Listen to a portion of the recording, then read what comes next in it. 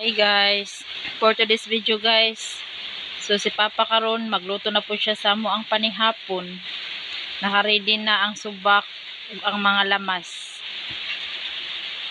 Iyang lutoon day karon guys kay gulay na kangkong.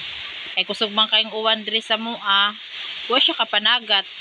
Kaya ingon siya magulay-gulay la isa daw mi. Mas maayo man pudid guys kung magulay-gulay sad ba usahay ba para healthy pud mo ang lawas. Kung kugihan lang gid ka sa probinsya guys, adi gid ka magutman ba. Kay kung way dagat, aw dire lang ka sa naa sa uma kung makugihan ka magtanom-tanom, makakaon gid ka. Basta kugihan lang gid ka sa probinsya guys, di man gid ka magutuman ba. Kay pareha karon uwan-uwan, dili makapanagat. So ingadto mi sa uma nakapanguha may kangkong. O diwan.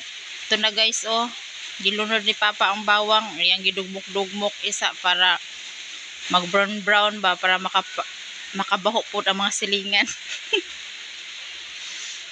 Di tanawa. Nagkuwas Papa na dira kay ang kahoy na mo basa-basa manggod kay nagsiga nig uwan-uwan gani diri. Na ingon si Papa unsa pa man kunoy dugayan. Di gidali na niya.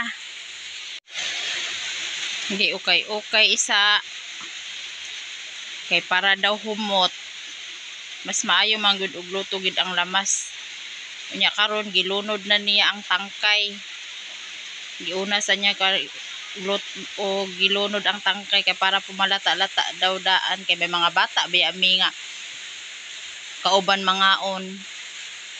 Di man pwede mahapkok na guys. Di ang among iro po guys naghuwat na in taon na kay gigutom na pod. Di so si Papa abang nagluto dito kami po naghuwat po midas lamisa nagsukan na bidaan og luto. Sanawa. Sudan na lang kuwang guys. Lami man day kay guys nga ang kangkong ang isubak ko dilis karon pagi ko nakatilaw guys.